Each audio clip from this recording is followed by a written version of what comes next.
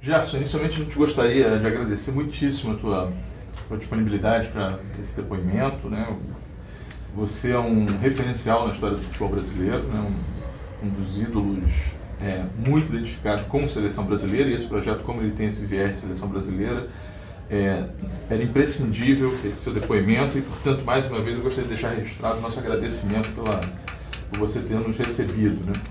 Nosso objetivo nessa conversa é um pouco recuperar a sua trajetória, né? Sua trajetória do futebol, a origem da sua trajetória, seu pai, que foi jogador de futebol, um pouco começar essa nossa conversa por esse campo, né? Você nasce em Niterói, né? Sua família era baseada em Niterói? Minha família é toda de Niterói. E eu sou filho de parteira, eu nasci em casa naquela época, né? Qual bairro em Niterói? Em Caraí. Então, nasci em casa, portanto, e de uma família de classe média, antigamente ainda tinha isso, né? Hoje está meio complicado para a classe média. Meu pai é jogador de futebol, jogou no América. Meu tio, jogador de futebol também, jogou no Fluminense. E esse DNA passou, né? Então eu, desde menino, jogando futebol no Canto do Rio. Você já começou, a sua prática foi no Canto do Rio? No Canto do Rio. Você jogava pelada de rua, de várzea? Não, jogava pelada, mas oficialmente, né, joguei futebol de salão no Canto do Rio e o outro time era de campo, que eu também jogava no campo. Você começou a praticar futebol no Campo do Rio com que idade? Mas com 5 anos, 6 anos. Já bem novo mesmo. Seus pais levaram lá. Isso, futebol de salão. E depois, né, o futebol de campo. Os jogos oficiais que a gente fazia lá em Niterói, de futebol de salão e futebol de campo. E esse mesmo futebol do Canto do Rio era jogado em São Domingos, que é um bairro que era do lado do Canto do Rio, tinha um campo, e ali a gente jogava futebol de campo, né, do Canto do Rio. Então a vida era toda ali dentro do Canto do Rio mesmo. E toda em Niterói, né? Toda em Niterói.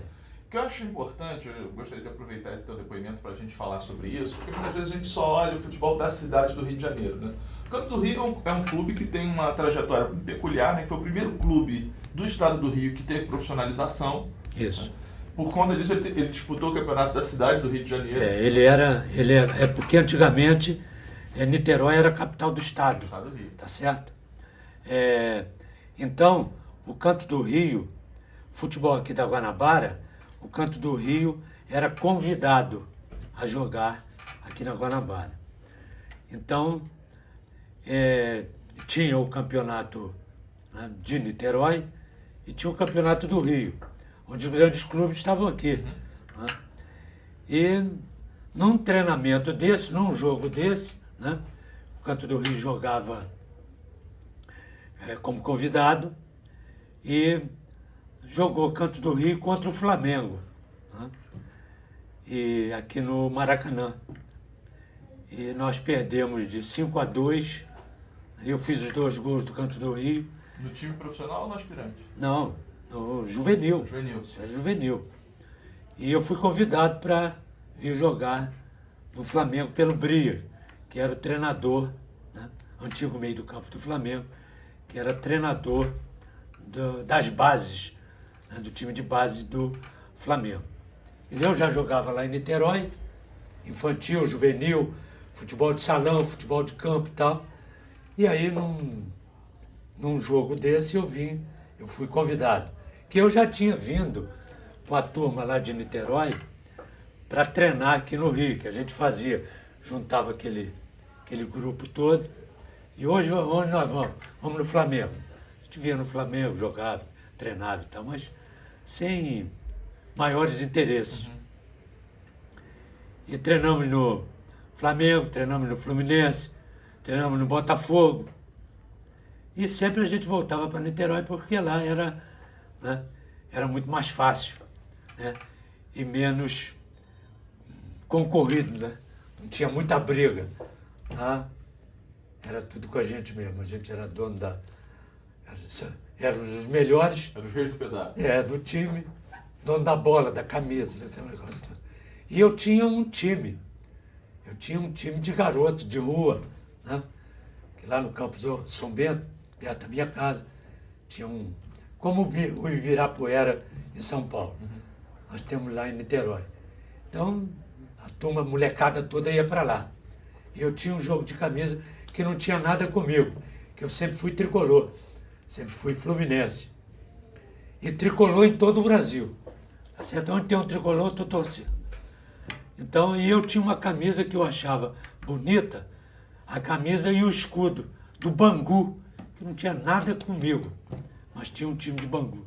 Então ali eu era... Você era náutico?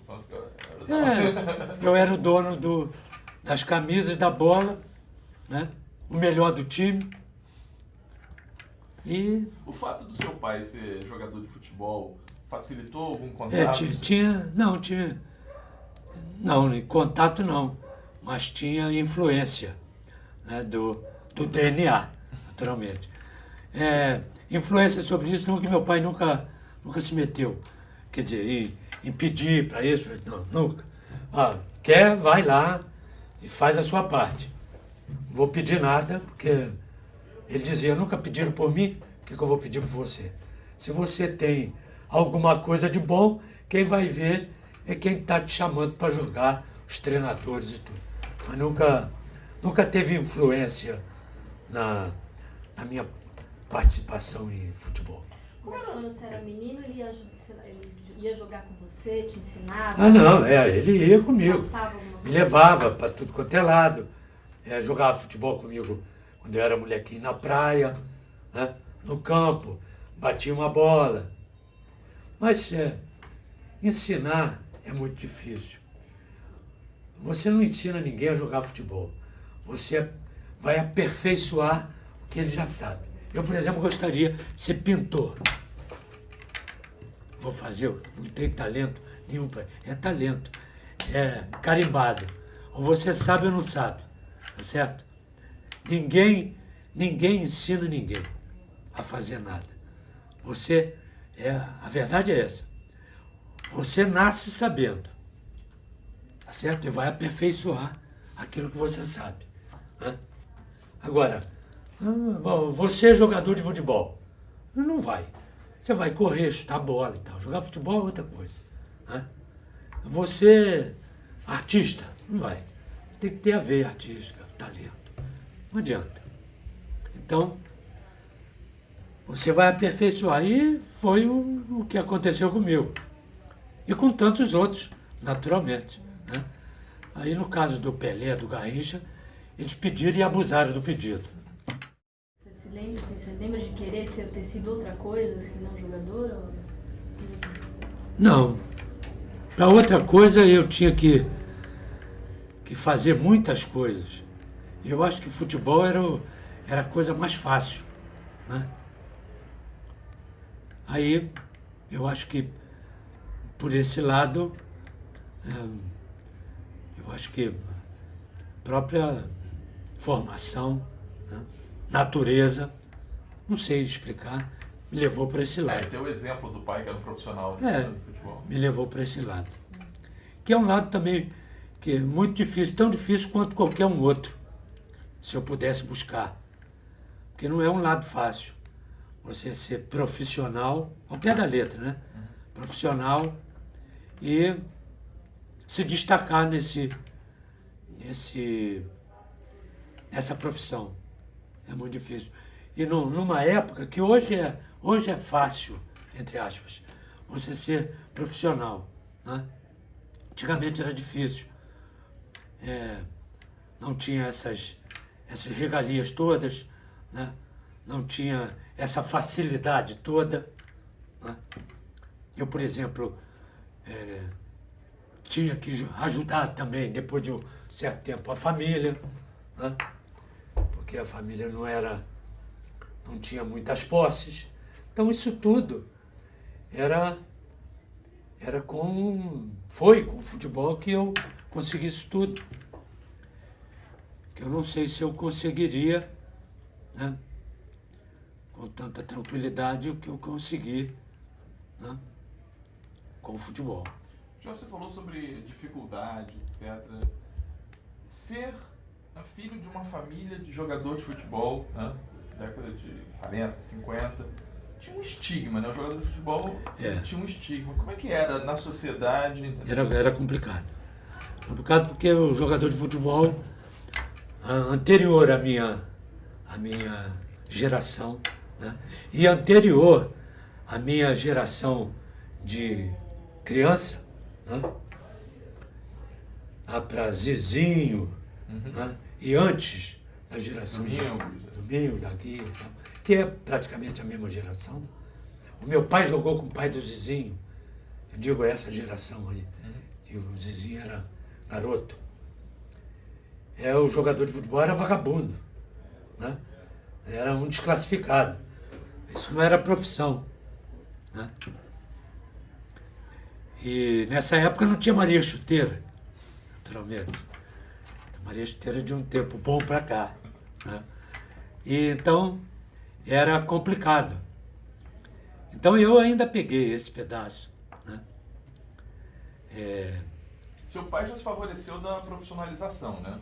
Seu pai já... Não, ainda não tinha a profissão regulamentada, não tinha. Isso eu, por exemplo, parei de jogar em 1900 quer dizer, eu estou falando nisso em 1930, né? 40, 41 que eu nasci, tá certo? Agora eu vou falar em 1973, 74 que eu parei. 1973 para 74. A profissão não era regulamentada, não tinha nada. Tinha associação, sindicato, tinha nada. Isso veio de um tempo para cá. Tanto é que nós pedimos ao governo isso, né? E que o governo ajudasse. Quando viemos à Copa do Mundo de 70, nós sentamos com o presidente da República e discutimos isso com ele. Eu trouxe uma papelada da Argentina, que o Ratinho, que era presidente lá da associação, trouxe. A papelada sumiu. E nós pedimos isso ao governo, né?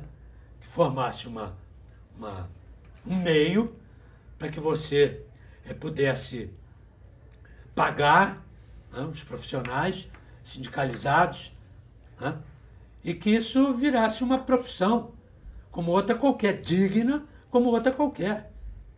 E que nós pagássemos isso até depois da aposentadoria. Eu sou aposentado e pago um tanto para o sindicato, para os que vêm, normalmente, tá certo? Então, isso até hoje tem aí uma associação, não são todos sindicalizados, que é uma vergonha. Os contratos deveriam passar pelo sindicato e não pela federação ou confederação.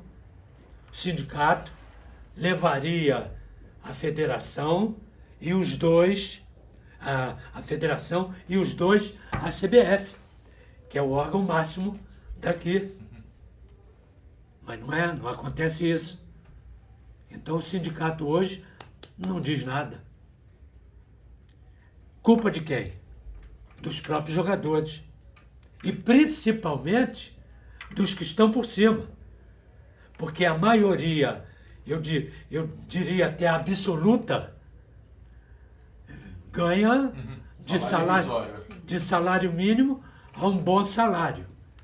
Agora, e os principais, que ganham fortunas, que não se preocupam com esses que estão aqui embaixo? É um outro erro. Deveriam pagar a mesma coisa. Agora, se esse que tem um grande percentual ganhando salário mínimo, que esse pagasse menos, mas pagasse. E o que ganha mais, pagasse mais, que é até o natural. E ele iria se aposentar até com um pouco mais. Estou dizendo isso a grosso modo, mas sentar numa mesa, como nós estamos aqui, para discutir isso. Porque no meio futebolístico tem advogados, tem contadores, tem tudo isso que podem participar perfeitamente e recebendo pelo trabalho que vão exercer. Tá certo? Então é o que eu acho. Eu sou um pouco revoltado com isso, né? E sobre isso. Gerson, voltando um pouco à história do seu pai. Seu pai, além de jogar bola, então ele tinha uma outra profissão? Papai depois, quer dizer, não depois, mas durante, ele era fiscal da prefeitura.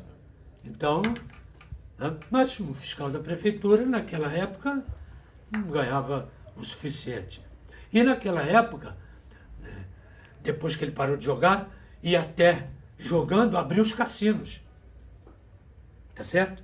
E ele era funcionário do Cassino Icaraí. Tá certo? Então, e tinha um time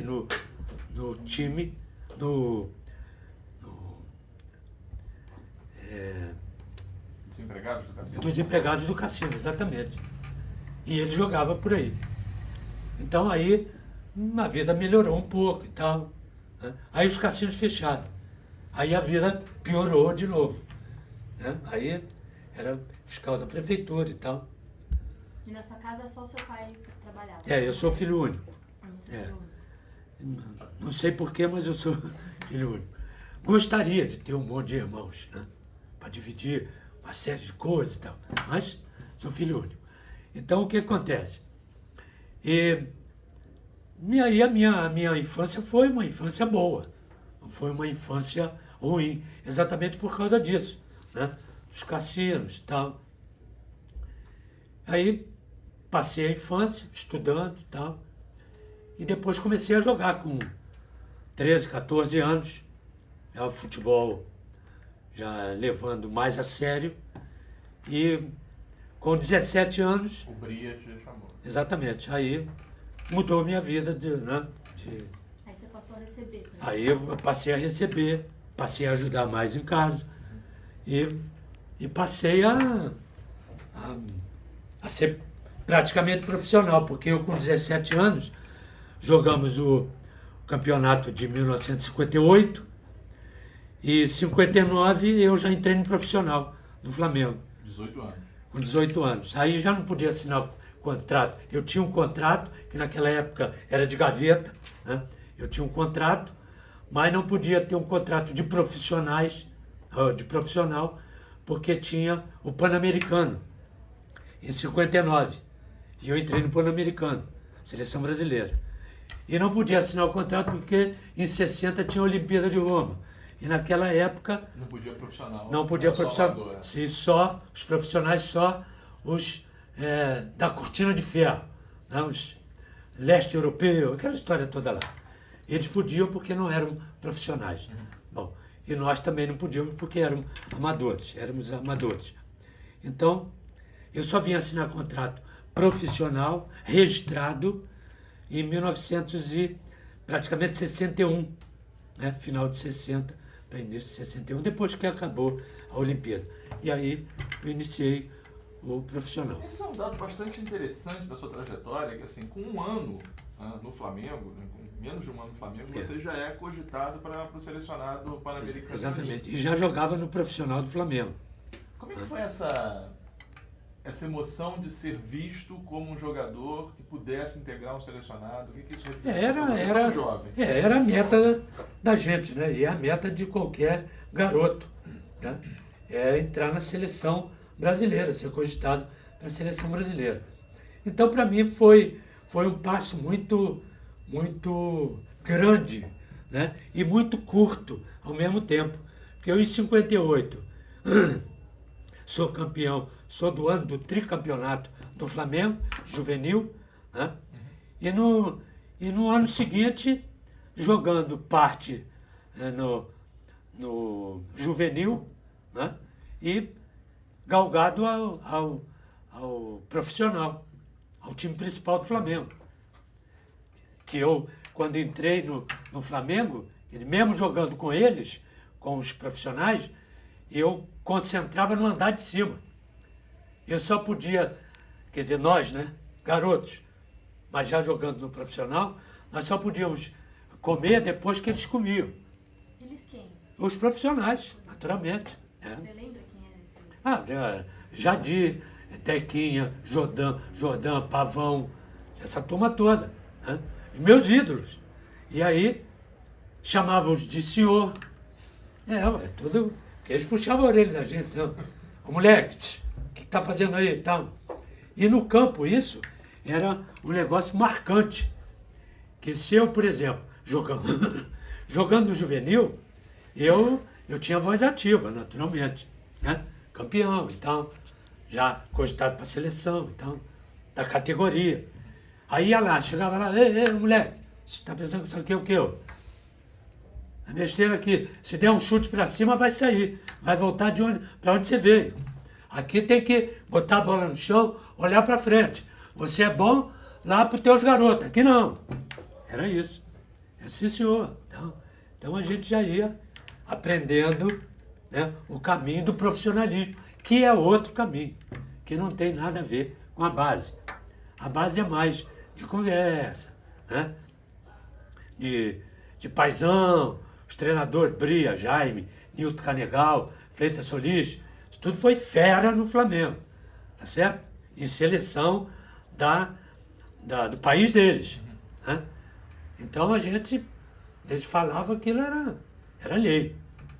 Então, mas sentava com a gente, tal. Sabia que a gente vinha, né, de uma base complicada, muita gente sem base nenhuma, né? E ali era a doutrina, ali era o fazer a cabeça, olha aí, faz isso, você tem exemplo, tal. Então a minha base foi... Você morava na concentração ou Não, ficava direito em Araraquara? morava em casa. Ficava, né, na lancha, antigamente não tinha ponte, não tinha nada. Né? Ponte é de outra geração. Então era isso, a gente atravessava aquilo ali, dia a dia, conhecia tudo. E garoto, né? Tinha carro, não tinha nada, andando de lotação. Era isso, Foi a minha infância. E esse garoto que sai do Rio e entra no Maracanã lotado, como é que é essa? Complicado. Até para você entrar no Maracanã sem jogar, né? Você como profissional, entrar no Maracanã, quando eu ia. Eu fui com meu pai, eu tinha 8 para 9 anos, Copa do Mundo de 50, vi um jogo lá de Brasil-Espanha, onde o Ademir arrebentou com o jogo, né? Fez um monte de gols e tal. Maracanã em construção. E eu me lembro, passei de um lado para outro por uma tábua, que o cara me segurou lá, um molequinho. O cara me segurou, eu passei, depois meu pai passou e tal, né, de um lado para o outro. Maracanã ia de construção. É uma coisa. Mas hoje, por exemplo, 50 anos depois, né, 60 anos depois, que essa é a conta, eu tinha 9 para 10 anos, hoje eu tenho 70. Então, 60 anos atrás, você viu o Maracanã com 120, 130, 150 mil pessoas, como eu vi em criança. E hoje você entra no Maracanã, primeiro que você não entra, né? Está tudo quebrado. E segundo, 20 mil pessoas, 30 mil pessoas, qualquer estádio, você bota a mão para o alto. Você entrava no Pacaembu, que não existia Morumbi, você entrava no Pacaembu, né? Eu, menino, 17 anos, 18 anos, para ver os grandes jogadores, né? E aí, lotadinho. E hoje, você vai no Pacaembu, nem o tobogã enche. Quer dizer, hoje o futebol é outro. O futebol é outro, a técnica é outra. O povo é outro, o medo é outro, é tudo diferente. E daqui para frente, né, quando meus netos estiverem aí, não sei o que vai ser. Então você acompanhou a Copa de 50. E você começa a jogar em 58, né, que é um ano emblemático, né? Você se profissionaliza no ano que o Brasil também ganha a sua primeira Copa, É. né? Como é que foi? Como é que era acompanhar a seleção brasileira para você? Bom, acompanhar a seleção brasileira era... A gente fazia tudo que essa molecada de hoje faz na rua. Eu fiz lá, bandeira, pintei tudo, aquelas coisas todas de garoto de 17 anos, né? Moleque, torcendo. Só que o rádio, não tinha televisão. O rádio era até complicado, porque as ondas, né? Era que diminuía, você aumenta e aumentava. Aí aumentava demais, diminuía e tal. Quer dizer, então era muito bom acompanhar isso, né? Os grandes ídolos, e depois a chegada deles aqui, essas coisas todas que o garoto acompanha hoje, né?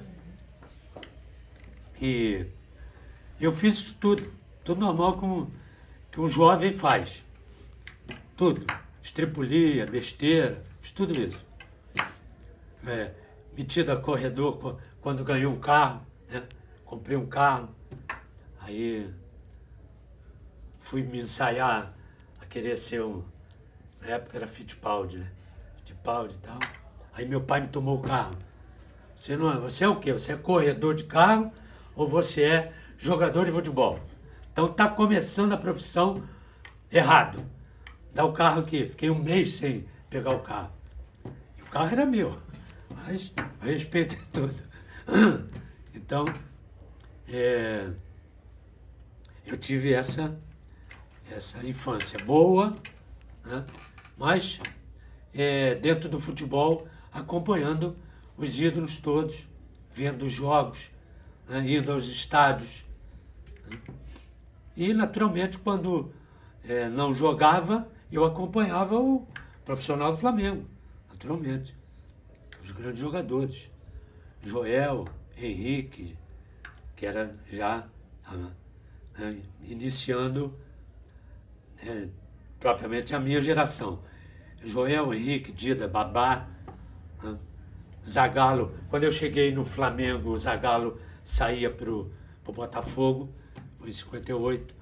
Não peguei Evaristo. Não peguei Evaristo como torcedor, né, naturalmente, como ídolo. Aí depois vim jogar. Vim ver o Evaristo jogar lá contra ele, e joguei contra ele lá na Espanha. Ele já era contratado lá pelo time espanhol. Então, Índio, né? Índio. Vi jogar Índio, joguei contra ele também. Mas tudo como menino, né? Como 17 anos, 18 anos. Essa sua convocação para a seleção pan-americana, quem era o técnico na época? Pan-americano 59. Era... Não vou me lembrar.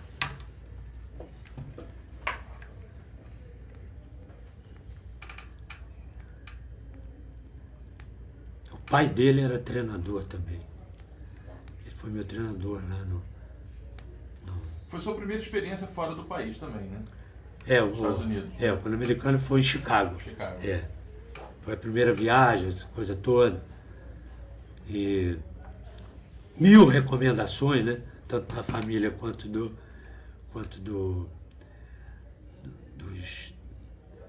responsáveis pela seleção. Recomendações de que tipo? De todos os tipos. É Newton, treinador, né? Newton, não sei o sobrenome.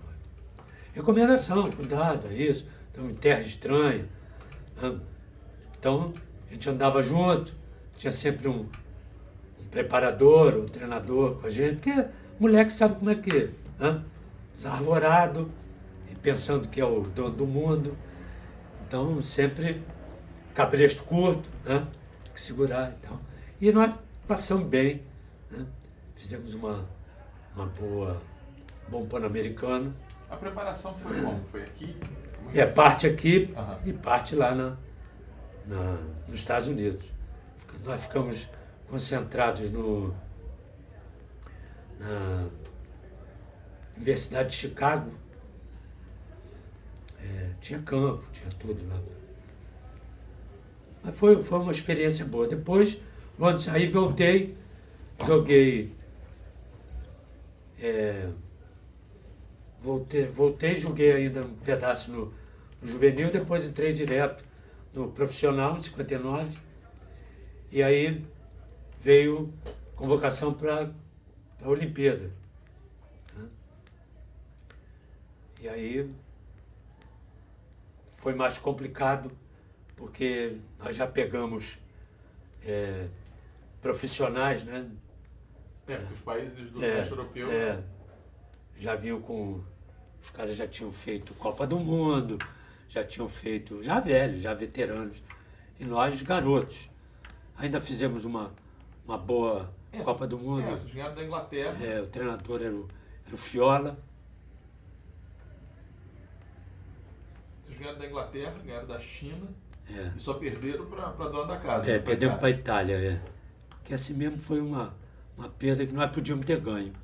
Que o nosso time era melhor. Nosso time era melhor. Mas... Era a base de 59? Tinha muitos jogadores que tinham jogado Pan-Americano? Alguns Pan-Americanos, E outros não. Outros já jogavam também, como eu, e profissionais. Né? E quem jogava na seleção de Roma, seleção italiana, era esse Bambino de Ouro. Paulo Rossi?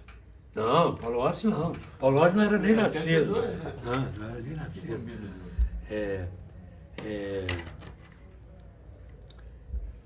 Ele foi presidente do Milan aí, não foi? Eu lembro o nome dele. Bom, aí passamos por isso aí voltamos Eu voltei antes para jogar o Fla-Flu. Aí entrei no Fla-Flu. Antes? Quer dizer, você jogou contra a Itália? Jogamos, aí acabou, fomos desclassificados. Não ficou lá, voltou rápido. Voltei, peguei o avião e vim embora.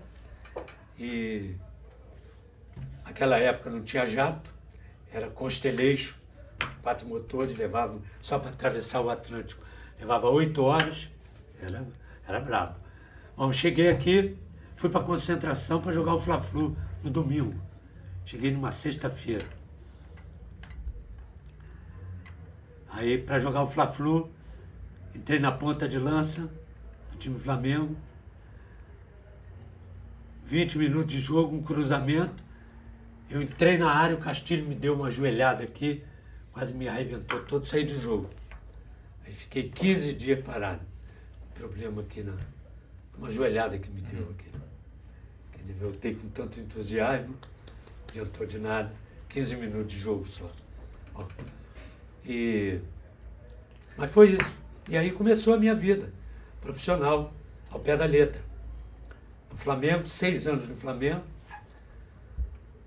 Depois, em 62, final de 62 para 63, fui pro Botafogo. E jogando com os melhores jogadores da época. Gerson, nós temos uma informação aqui, que eu queria confirmar contigo, que na época que você teve jogando na Olimpíada, você recebeu uma sondagem no clube italiano, do Bolonha, interessado em te contratar. Não, já jogando aqui. Eu estava no Flamengo. Ah, não foi lá, não? Não. Foi depois disso aí, que nós jogamos lá e tal, quando eu vim embora. Aí o Milan veio me contratar. Aí ofereceram um dinheiro que eu tinha, que dava para pegar Niterói e botar no fundo de quintal da minha casa. Que era um fundo de quintal pequeno, mas eu não fui por várias razões. Primeiro, eu era filho único. Tinha que levar a família toda. Para tirar a família toda aqui era complicado pra caramba. Eu tinha tudo aqui, né? Já uma vida bem melhor do que aquela do início. Né? Com casa melhor, carro melhor, né? Família toda. Né? Porque a minha família sempre foi bem estruturada. Eu sempre tive uma base boa. Então, na parte educacional. Resultado, tinha tudo aqui, mas eu vou me meter lá para quê? Eu não vou. Aí o Flamengo, olha, mas é isso, é aquilo. Mas eu não vou não. Não quero não. E não fui. E o Milan foi campeão lá. Que nessa época era o Fiola, o treinador do Milan, como foi do Boca. Boca Júnior me fez uma proposta também, que era o Fiola. Dino Sani jogava no meio do campo do Fiola. Esse foi um meio do campo extraordinário. Ele sabia tudo. Esse nasceu carimbado, só careca, né? Ele dizia que era de tanto pensar. É o que eu digo também. Você também. É isso aí. De tanta gente pensar, esquenta a cabeça. Bom, aí, por sinal, o Pelé, por exemplo, não é careca. Mas a gente pensa por ele. Pensamos por ele. Por isso que ele era o grande aí. Além dele pensar também, mas nós pensamos por ele. O Garrincha também não era. Nós pensamos também por ele. Tem sempre alguém para pensar para esses caras, não? Esses gênios todos aí. Bom, então o que acontece? Aí eles foram pro Boca. Aí me chamaram. Aí eu até que ia, mas aí deu uma complicação aí no Flamengo, então não deu para ir. Tudo bem. Aí eles foram pro Milan. E eu ia. E eu não fui. E eles foram campeões no Boca, campeões lá no Milan. No ano seguinte veio o Bolonha, oferecendo muito mais. Eu também não fui. Mas aí eu já estava namorando, eu ainda não estava namorando a minha mulher. Né? Quer dizer, se eu fosse, estaria perdido. Porque não conheceria a minha mulher, que sou casado hoje há 45 anos. São 47 anos hoje, vividos. 2 filhas, uma falecida, felizmente. Mas não ia conhecer a minha mulher. E eu seria o que hoje? Nada. É isso. Gerson, você acha também que teve ou parte de influência nessa sua decisão de não sair do Brasil, o fato da seleção brasileira, o futebol brasileiro está vivendo um momento muito bom, campeão do mundo, bicampeão em 62, não. Você com chance, grande chance de fazer parte dessa... Também parte disso também, né? Porque o Brasil começava, né, a surgir com uma força que eles não conheciam, e nem nós aqui. Conheciam os nossos jogadores, mas não com essa força de campeão do mundo. Então o Brasil deu um salto muito grande. Então sair já não era até grande coisa. Alguns saíram, pouquíssimos. Hoje é diferente, né? E vai ser diferente daqui para frente sempre. É que os principais jogadores, os caras vêm aqui com qualquer $10 e leva todo mundo. Né? E eu não sou contra quem sai nem velho, nem prematuramente. Eu não sou contra, não. Eu acho que cada um sabe aonde aperta o sapato. Cada um sabe aquilo que tem que fazer. A família ou sem família, eu não sou contra. Eu acho que cada um tem que pensar por si. Para exatamente amanhã não culpar ninguém. Porque eu não saí, ou eu saí e não saí bem, entendeu? Então, eu tomei essa atitude, na época com a família toda, e não me arrependo de nada, e a família também não se arrepende de nada. Fiz minha vida aqui, graças a Deus, muito bem feita, e casei com a mulher que tinha que casar, que não podia casar com outra, tá certo? E tive os filhos que tinha que ter, tá certo? E sou muito feliz com isso. E pronto. O assédio desses clubes italianos e até do Boca fez com que a sua situação contratual no Flamengo fosse alterada ou não? Alterou. Renovaram meu contrato, né? E pude colocar cláusulas no contrato que não tinha, né? E pronto.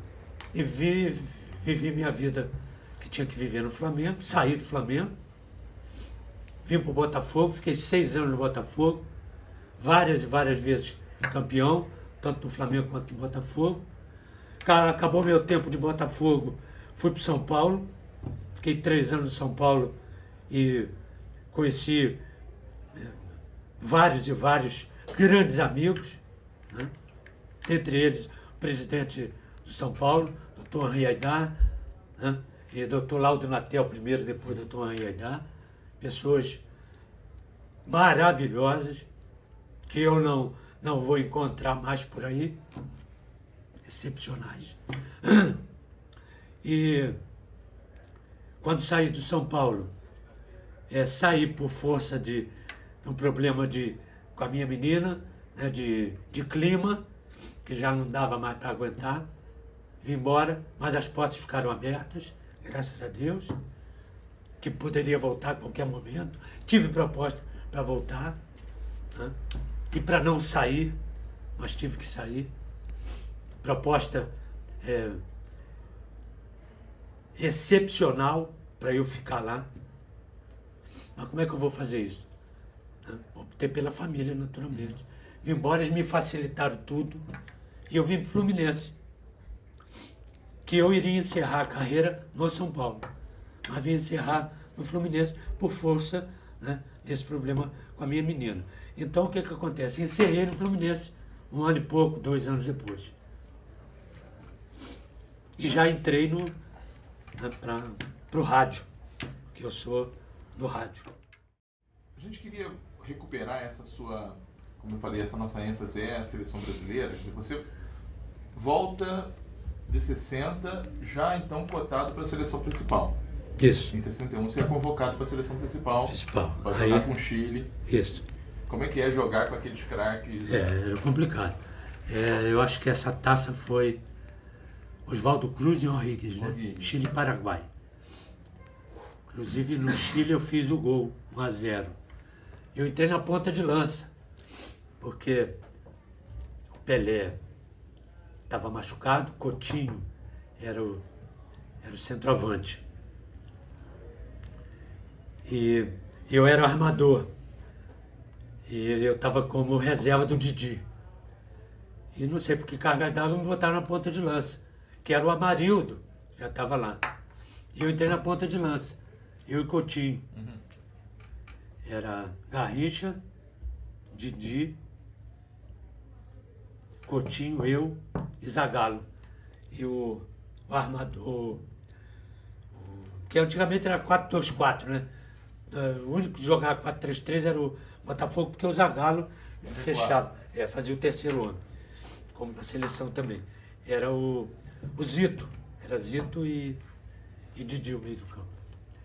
E eu entrei aí, mas não entrei na minha posição, entrei de ponta de lança, mas eu já estava, né, no ambiente, já conhecia todo mundo, já jogava profissional no Flamengo, já encontrava com todo mundo, né? 20 anos, né? Excursão, essas coisas todas e tal. Então, eu entrei nessa seleção. Depois, terminada a seleção, veio a convocação para a seleção brasileira. E eu fui convocado para 62. Para 62 e estourei a perna, estourei o menisco. Né? Tive que operar o menisco. Eu já estava jogando no Flamengo, aí num treino eu arrebentei o menisco. Aí fui à convocação e o Dr. Heitor Gosling constatou que eu estava com o joelho arrebentado, né, com o menisco. Aí me operei, né, e aí... Faltava quanto tempo para a Copa quando você teve esse problema? Não, eu fui convocado. Na Copa nada. Eu me apresentei. A Copa, o 62 foi convocado dos treinamentos, eu fui lá. Dos exames, eu fui lá. E constatou que eu estava arrebentado. Eu ia lá para a briga com eles. Ia ser complicado, ia ser difícil. Mas eu acho que eu tinha chance. Pelo menos de ser o segundo. De brigar com o Megal. Eu tinha condição. O Didi não tinha, naturalmente. Ele era o meu mestre. A gente fala, o mestre já levanta. Eu tive 3 mestres. Didi, Zizinho, que é mais velho, e Jair da Rosa Pinto. São os meus 3 mestres. Me ensinaram dentro e fora de campo. Isso, aquilo, não faz isso, faz aquilo. Aí fazia um negócio, puxava a orelha. Você não sabe que não pode fazer isso. Então feliz daquele que teve mestres como esses professores. Dentro de campo é fácil imaginar o que é o ensinamento, e fora de campo? Fora de campo também. Eu perguntava. Encontrava com eles já não jogavam mais, né? Perguntava, e aí? Tá errado, moleque. Tá indo por aqui, não é por aqui, é por ali. E pra que vai lá? Não bota a perna. Se botar a perna, o cara vai te arrebentar. Presta atenção. Aí eu já prestava atenção. Não ia botar a perna lá. Eles diziam, bola dividida é terra de ninguém. É quem chegar primeiro. Então, se você chegar atrasado, não vai. Ou então, chegou atrasado, não bota a perna, porque vai chegar um mais esperto e ela quebra. Então, eram os ensinamentos. E eu ia aprendendo isso tudo, ia pegando. Pronto. Para que você vai buscar o cara lá no campo dele? Ele não tem que passar por aqui e tem que fazer gol aqui, ó. Aí você vai lá, é driblado. Aí você tem que correr atrás dele. É muito mais fácil você esperar ele aqui. Você corre menos. Quem tem que correr é a bola, não é você. Isso tudo a gente aprende. Esses moleques de hoje sabem isso? Não sabem. Não tiveram professores para isso. A lógica do futebol mudou, né? Hoje é mais corrida. Na minha época, era 80% de condição técnica e 20% de física. Hoje é o contrário. Por isso é esse futebol que a gente vê aí de técnica fraca. É isso? Agora, também tem um detalhe. Você pega a técnica do passado e bota no condicionamento físico de hoje. Que na minha época você tirava sangue para ver se você tinha qualquer infecção, né, sífilis, esses troços aí. Hoje, você tira uma gota do lóbulo, você sabe, né, para frente e para trás da tua geração, que o DNA, né, é de ontem, né? É de anteontem. Então, esse aqui é o grande problema. Então você pega aquela geração toda lá de trás e bota com o condicionamento físico de hoje. Que é a tecnologia, né? Esses caras de hoje não vão carregar a mala de material sujo de treino dessa galera lá de trás, ou não é? Sem ser saudosista, mas é. Eles brigam muito pela condição física, e não é. A gente tem que brigar pela condição técnica. Porque física você bota em qualquer um, técnica você não bota. É isso. A sua geração viveu muito isso, né? Esse embate de modelos de preparação que passaram a privilegiar velocidade, marcação, etc. Ela viu muito esse embate entre uma escola de futebol, né? Mais posse, cadenciada, etc. Uma escola de futebol começou a privilegiar marcação e velocidade. Isso, essa geração que começou a privilegiar condicionamento físico veio no término da minha geração, certo?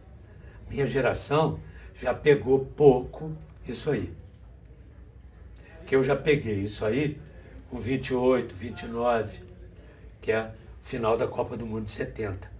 Que o Coutinho foi lá nos Estados Unidos para trazer o teste de Cooper, que era uma novidade. Era um teste que só os astronautas faziam. E ele trouxe para cá filmes e nós víamos isso. E íamos para o campo para fazer aquilo. Em dose menor, naturalmente, mas começava aí. E depois de 70, 74, o método já era outro. Já quase superado o teste de Cooper, 74. 78, acabou tudo.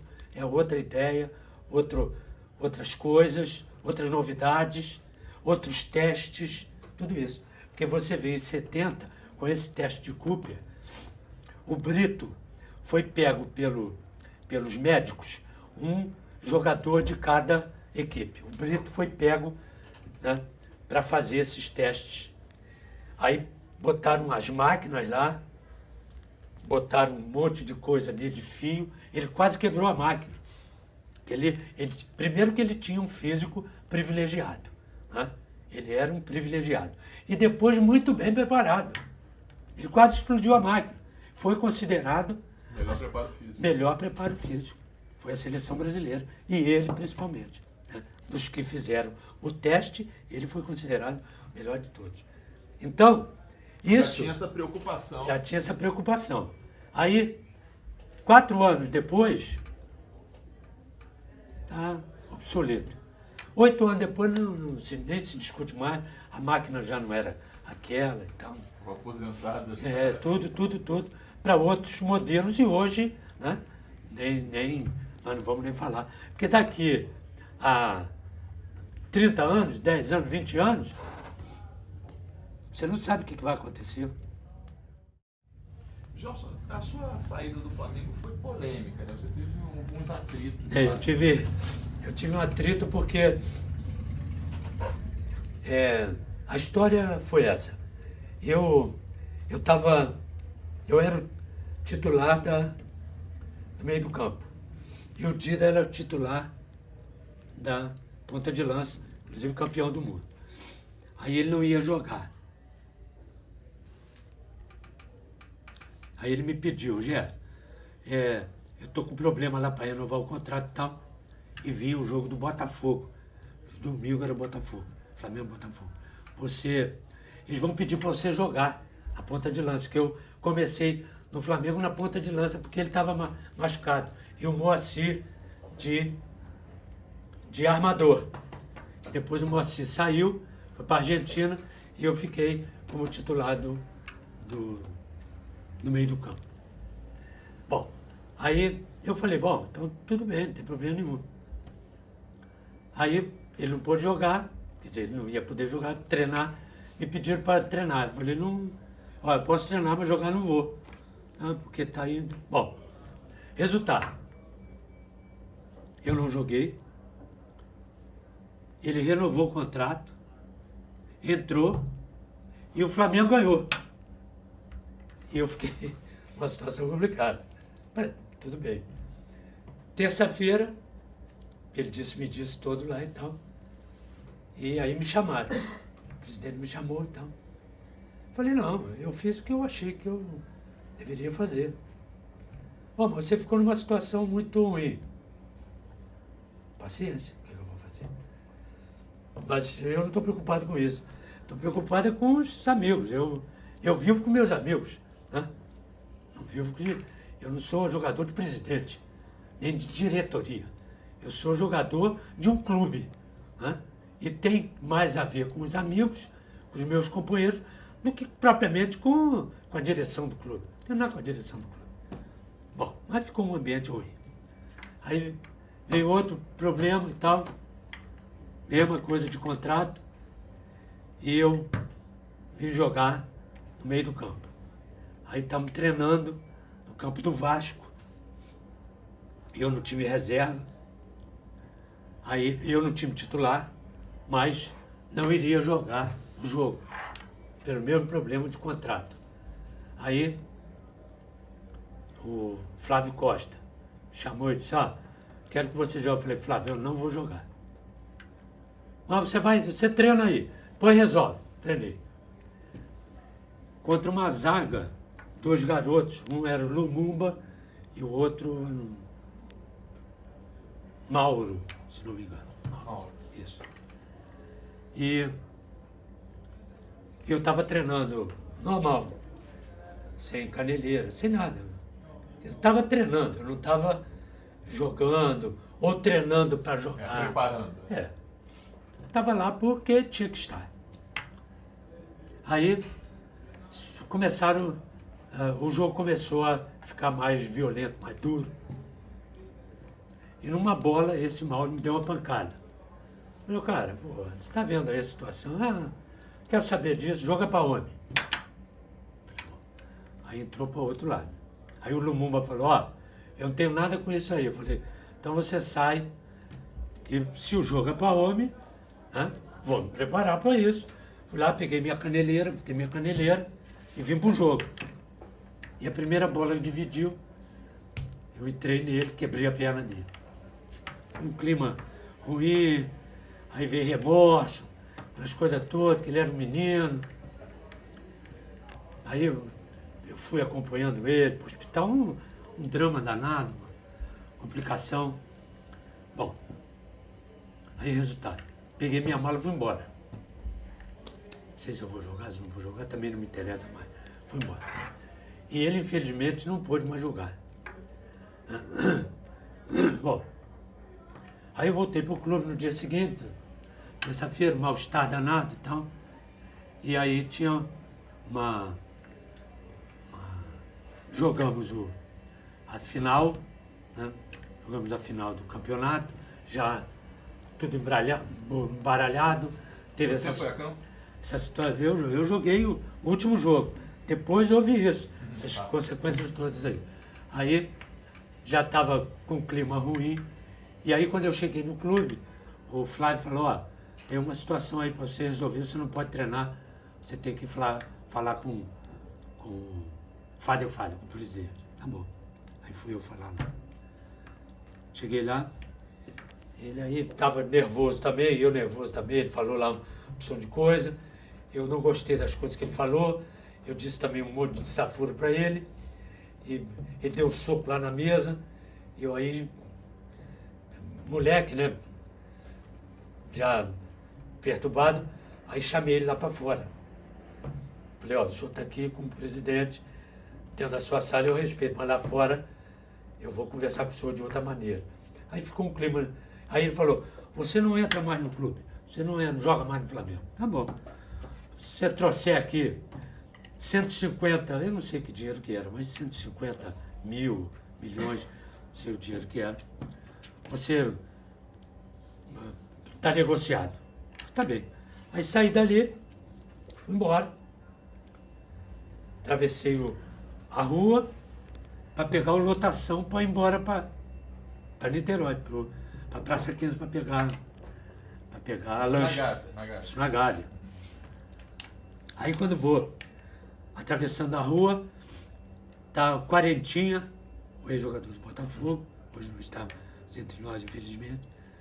Esses que eu estou citando, vários já não existem mais, infelizmente já não estão entre nós. Passei, aí, e aí, tudo bem? 40, tudo bem e tal. O que tá vendo aí? Estou vendo aí confusão com você aí. Pois é, cara. E agora já não posso mais jogar aí. O cara me deu bilhete azul aí. Ele falou, pô, então peraí, deixa eu consertar meu carro aqui, nós vamos lá no Botafogo. Falei, tá bom, não estou fazendo nada mesmo. Aí esperei ali ele consertar o carro dele, entrei no carro dele, fomos no Botafogo.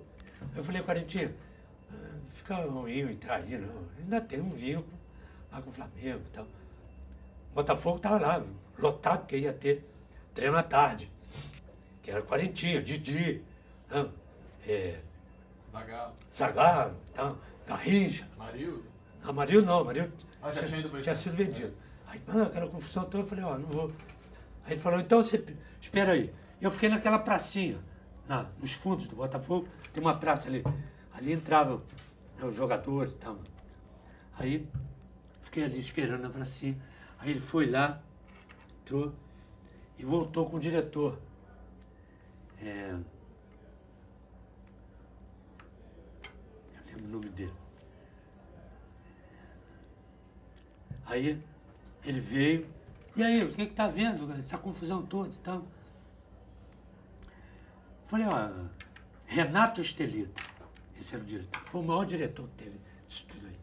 Ele reagiu. Aí conversamos, eu falei, ó, não vou lá, amanhã você vai lá pro meu pai, lá resolver. Tô esperando uma ligação aí. Aí contei o que tinha acontecido e tal. Tudo bem. 11 horas da noite ligou, pum. Renato Estelito, Gerson, só tá. Tudo bem, Renato? Tudo bem. Olha aqui, amanhã de manhã vem treinar aqui. Tudo resolvido. Ele não aceitou, não, mas eu depositei o dinheiro. Quando ele viu que tinha o dinheiro depositado na federação, ele não aceitou, que eu já liguei para ele.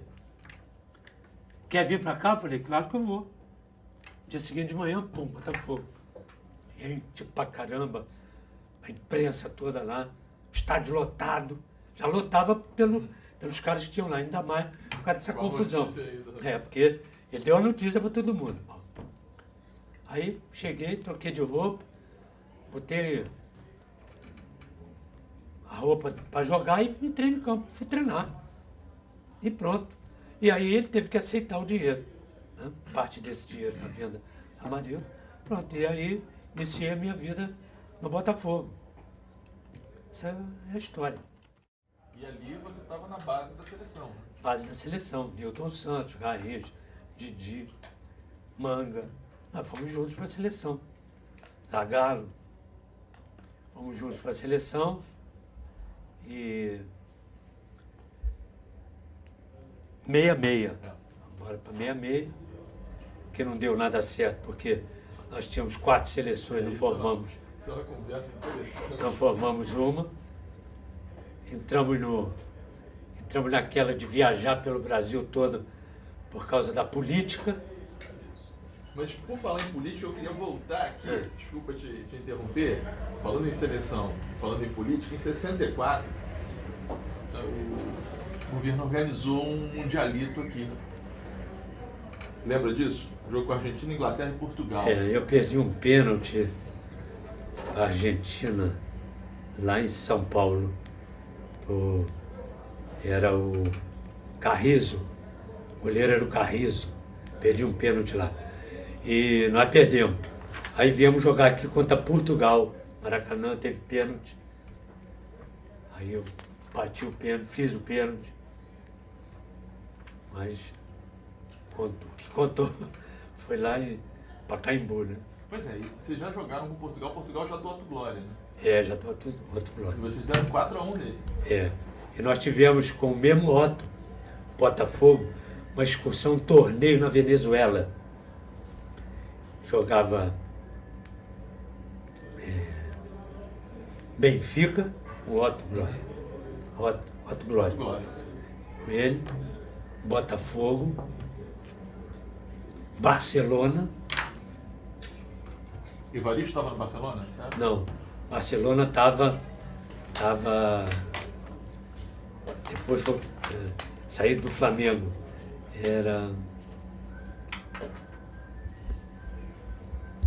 Jogou no Barcelona aí.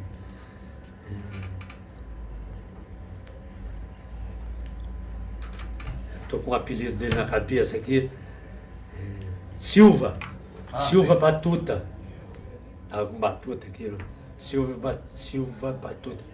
Jogou no Flamengo, depois estava no Barcelona. E um time italiano, mas da Venezuela. Então, nós jogamos lá e metemos 3-0 neles. Nesse mesmo time. Do Benfica. Que era a base da seleção brasileira. Seleção portuguesa. Benfica e Sporting era a base da seleção. Era Iaúca, Eusébio, Coluna, Torres, Simões, era Zé Henrique, essa coiola toda. Nós vencemos deles também. E aqui teve isso, essa seleção aí, 64, que foi a base de 66. Que os de 58, 62, já não podiam ir a 66, já estavam passados, que eles já eram veteranos em 62, que dirá em 66. E em 66, em 66, tinham 5 de 70, que já deveriam ter entrado em 66 e não entraram, porque, pela força deles, né? Bicampeões, tinha sempre uma pressão de todo mundo, né? Só deles, da imprensa também, então. E deu no que deu. Você tinha começado a falar, desculpa eu te interrompi, porque é um episódio que eu acho que é muito bom a gente registrar, que é essa preparação de 66, né? Essa preparação de 66 foi uma série de equívocos, né? Série de equívocos. E isso dito por nós, jogadores. A gente sabia. Durante a preparação... A gente sabia, estamos ali, vamos ali, vai lá, sai de lá, entra aqui, viaja para não sei onde. Foram 4 seleções simultâneas, né? 4 seleções. Então você viu uma coisa. Essas 4 seleções, sabia que quem era no dia do treino a titular? Pelo Pelé, pelo Servilhão e por mim. Éramos nós 3, os titulares. Nós jogamos nas 4 seleções. Nós jogamos nas 4 seleções. E não formamos uma. Quando nós chegamos na Inglaterra, antes de irmos para a Suécia, na Suécia, antes de irmos para a Inglaterra, cortaram o Servilho e botaram o Amarildo. E o Servilho jogou nas 4 seleções como titular. Quer dizer, então era uma seleção meio complicada. Bom, aí você pode perguntar, e se formasse das 4 uma, juntando um pedaço de cada uma, formaria uma boa seleção? Sim. Daria para ganhar a Copa do Mundo? Não sei. Mas daria para disputar. Isso a gente sabia. A gente sabia. Como nós sabíamos em 70 que ninguém ganhava da gente. Nós jogaríamos 10 Copas do Mundo daquela. Ganharíamos 9, empataríamos uma e ganharíamos no pênalti. Não adianta, cara. Como não ganhariam de 58 e 62? A melhor seleção, tecnicamente falando, até hoje, estamos em 2011, até hoje, foi de 58. Tecnicamente falando, eu reputo. Tecnicamente falando. E a de maior conjunto foi a de 70, que foi montada em 68. 2 anos de preparação, excursão à Europa, excursão à América, a base estava ali. Eliminatórias, a base estava ali, com Saldanha e depois com Zagallo. Troca de esquema, Saldanha era um, Zagallo era outro. Só que praticamente os mesmos jogadores. Você trocava de esquema, você tinha um esquema e variações dentro desse esquema. Você tinha variações dentro do esquema com uma troca de um jogador ou de 2 jogadores. Você não mexia na estrutura. Mas para isso, você precisa ter uma base. Não é de orelhada que você faz isso. Não é da noite para o dia e não é de um ano para o outro. Em 66 viveu mesmo esse mudança de geração. Exatamente, né? Exatamente. Que eles não souberam mudar. 58 para 62 não precisava mudar, porque eram os mesmos, bons e ainda na idade. Em 70, Pelé, que é um ano mais velho do que eu, tinha 29 para 30. Eu tinha 28 para 29. E Félix tinha 30 para 31. Félix era o mais velho. Era Félix, o Pelé e eu. Éramos os 3 mais velhos. Mas no auge. O Pelé, com o peso menor do que de 62, de 58. E com a vontade, pode perguntar a ele, e com a vontade, ele mesmo dizia, triplicada. Por quê? Porque era a última Copa dele, ele sabia. E ele queria deixar por cima. Ele teve 2 experiências traumáticas, 62 e 63. Exatamente. Entendeu? Dito pelo próprio Pelé, em várias entrevistas, e lá, na roda da gente. Que ele dizia, olha aqui, eu tenho que ganhar isso, cara. Não é por nada, mas eu tenho que ganhar. E eu tenho que jogar mais do que eu joguei lá. Porque é hoje que nós estamos discutindo ontem passou. É hoje. Por isso que eu quero essa Copa. E esse cara com esse entusiasmo todo, arrastava todo mundo ou não. É isso. Você que passou por 66 e 70, conta um pouco essa falta de conjunto em 66. Como isso se refletia nos treinos, nas concentrações? O que era comparando? Não era. A gente sabia disso, não tinha conjunto. Como é que você vai ter conjunto se você cada dia está com uma coisa? Tá certo? Cada dia você tem um time. Embora 3 ou 4 atuem nessa seleção. Nessa. Bom, e os outros? Aí eu tenho um entrosamento com vocês 3. Ótimo. Aí amanhã já não são vocês 3, são 2.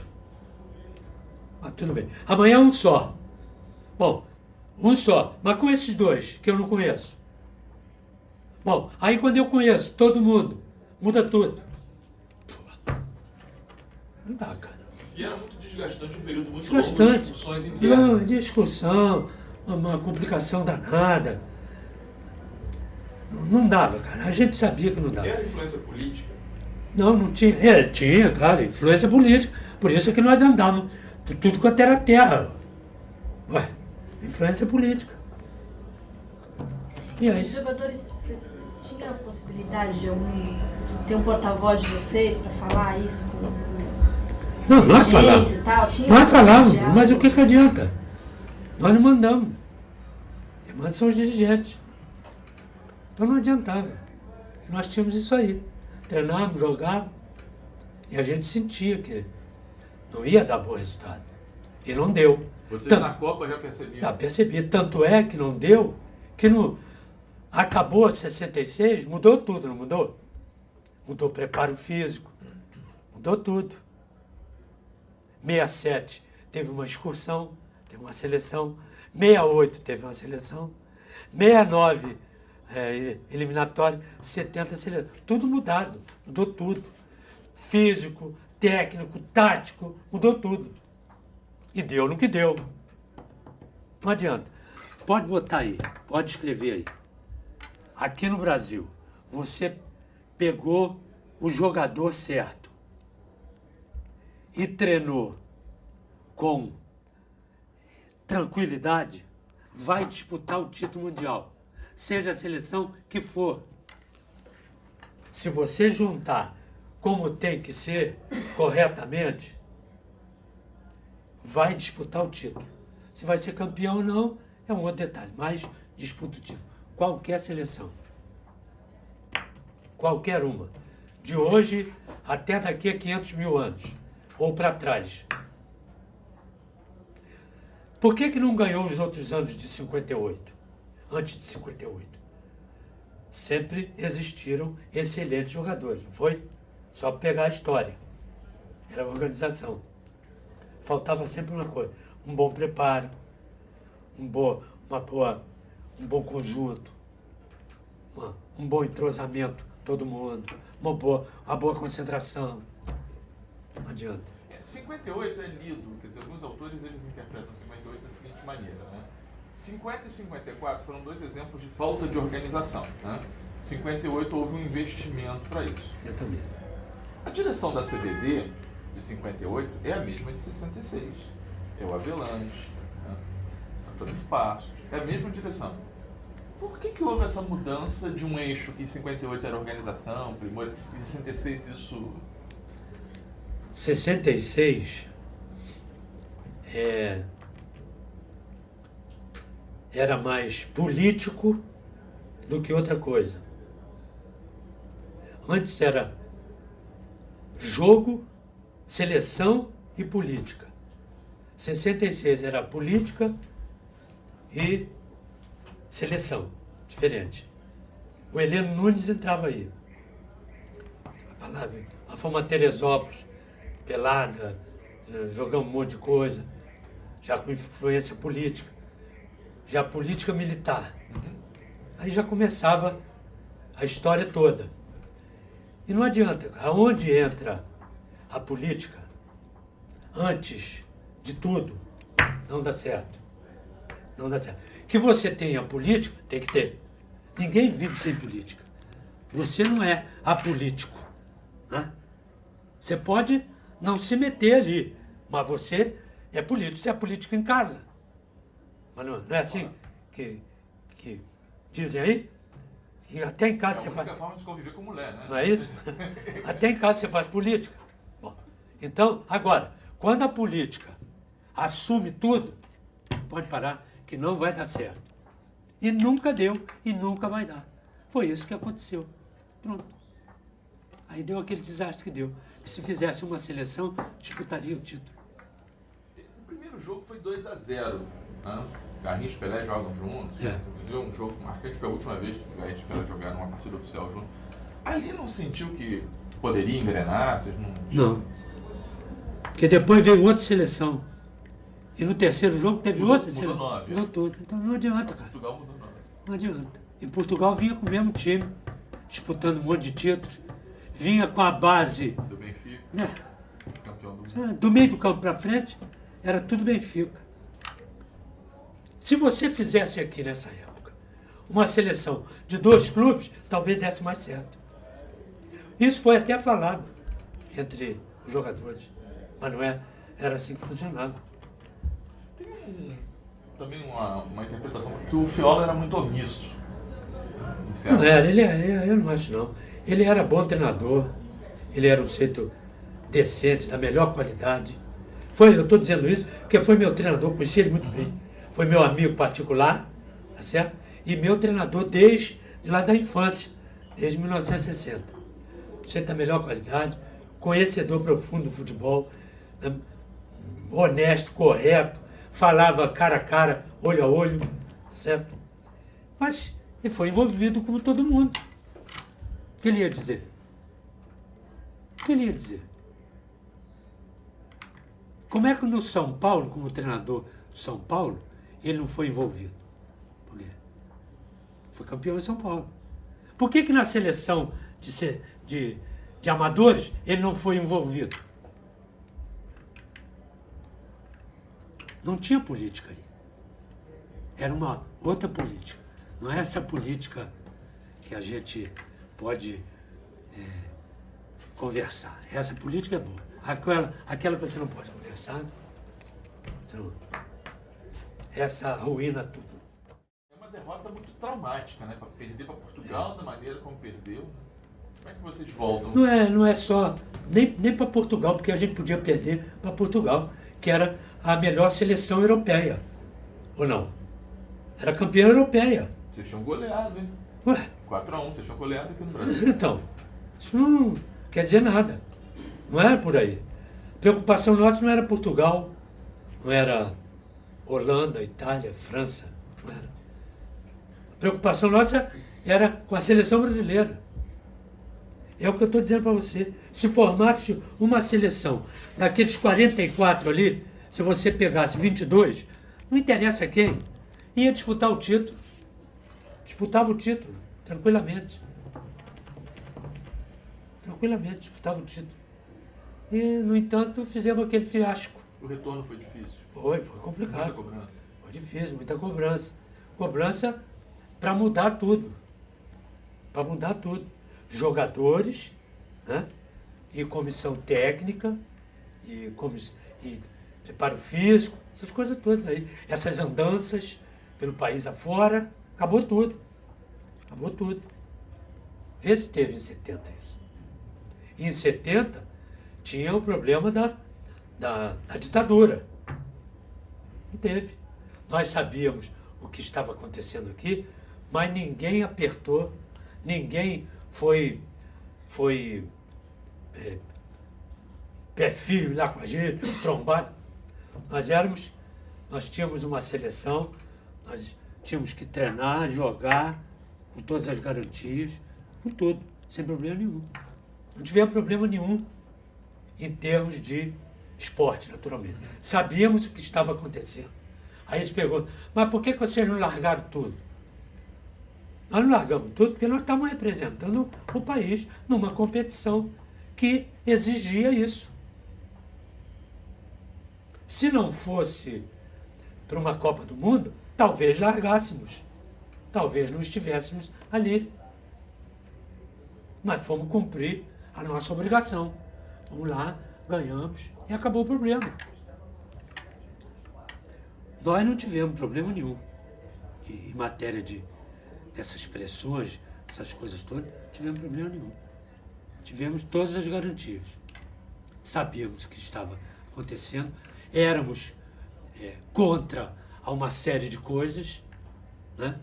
Mas nós estamos dentro do contexto. Mas tínhamos que fazer a nossa parte, a parte de esporte. Tem a famosa história, né, que vocês teriam amarelado contra Portugal, ingerido pasta de dente, isso é contado às vezes. Isso eu não sei. Que no jogo antes de Portugal, os jogadores estariam com um certo receio de jogar e tal, da seleção, e alguns teriam ingerido pasta de dente para provocar uma condição física que não permitisse ser escalado. Que eu saiba isso, não. Eu, por exemplo, eu tive uma contusão num treinamento contra os ingleses, ele veio uma pancada na perna, não pude jogar o primeiro jogo, treino o segundo e não jogamos o terceiro, porque ele mudou 9 lá. Agora eu dessa contusão.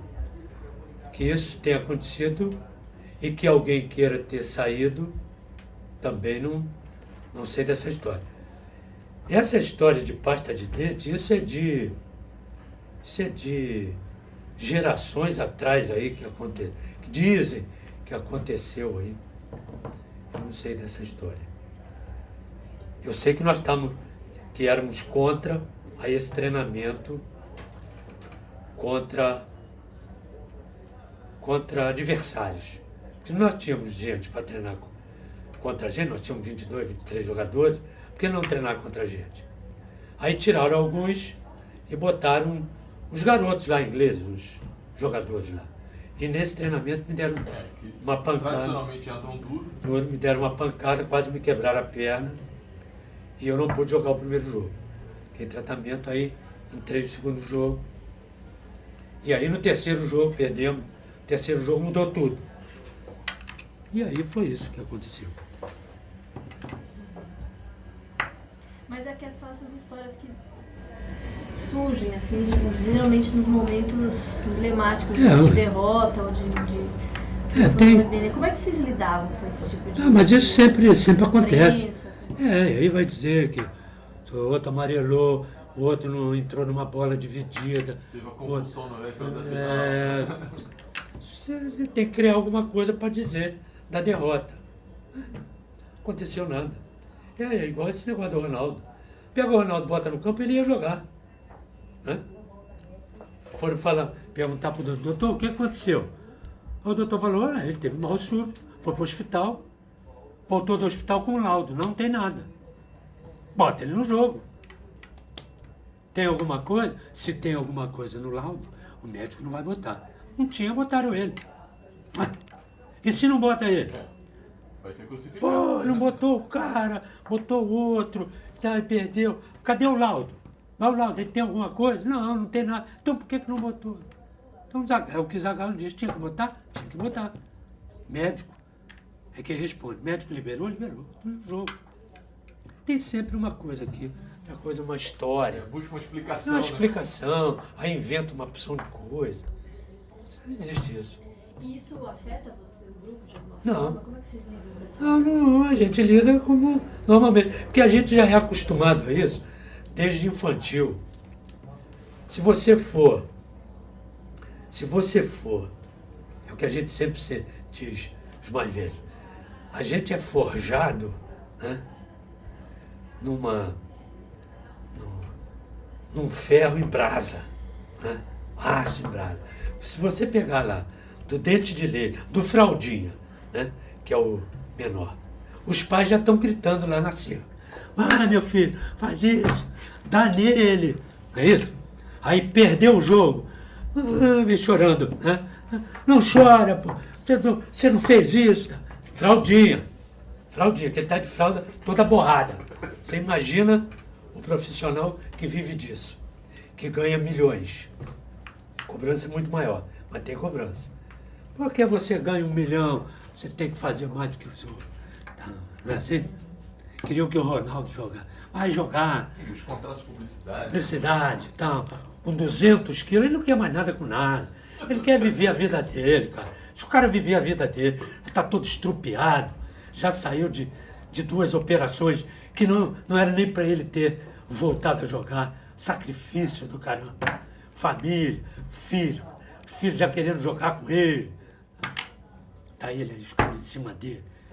E aí, quando acabou, trepou no alambrado, peso, derrubou o alambrado. E os caras querem que ele jogue. Quiseram doar um pedaço do alambrado. Isso, cobra dele.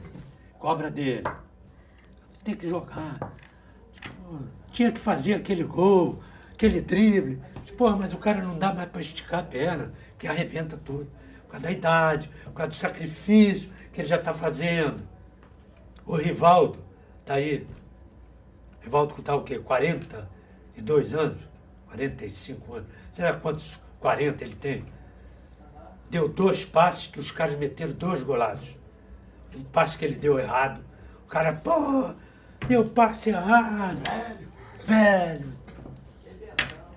Não adianta, isso é a rotina do atleta. Envolve muito mais paixão que racionalidade. Muito mais, muito mais. Então, a própria família cobra. Por que não fez? Por que não fez? Meu pai dizia, pô, você treina para isso, cara. E errou o lançamento. O cara sozinho lá. Falei, pai, eu dei 50 lançamentos certos. Ao pé da letra. O cara fez 50 gols. Você está me cobrando um. Ah, o que eu vou dizer? Esse é o problema. Eu botava uma baliza de salto em altura na meia-lua da grande área. Dentro da meia-lua. E ficava na outra meia-lua. Eu tinha que meter a bola ali dentro. Ficava depois do treino. Sozinho. De efeito disso aqui. Queria perfeição, não vou chegar não. Mas sou Deus de perfeição. Chegava no jogo, o cara tá, a bola ia 1 metro para cá, 1 metro para lá, que aqui é um alvo fixo, que é móvel. 1 metro para cá, 1 metro para lá, eu estou dentro do contexto. Mas eu treinava para fazer aquilo. Então eu tinha que fazer certo. Não precisava ninguém me cobrar. Eu me cobrava. Tanto é que quando eu fazia o primeiro lançamento, errei. Fazia o segundo lançamento, errei. Ó, parou aí. Acabou o lançamento. Vamos jogar. E joga, então. Para outro jogo. Aí de novo, pum, acertei. Ó, voltou, hein? Tô dentro. Eu me cobrava, não precisava ninguém me cobrar. Mas aí eu tinha torcida que me cobrava, tinha galera que me cobrava, os companheiros, a imprensa, porque eu era isso, eu era aquilo, eu era o melhor. É isso. Então tem sempre uma história em cima disso. Eu no jogo do São Paulo, eu dei uma sola no cara, me arrebentou o pé todo embaixo. Tive que fazer punção, tá? E não pude jogar um jogo no interior. Aí me levaram para o interior, com bengala, sentaram no banco, tem que ficar aí.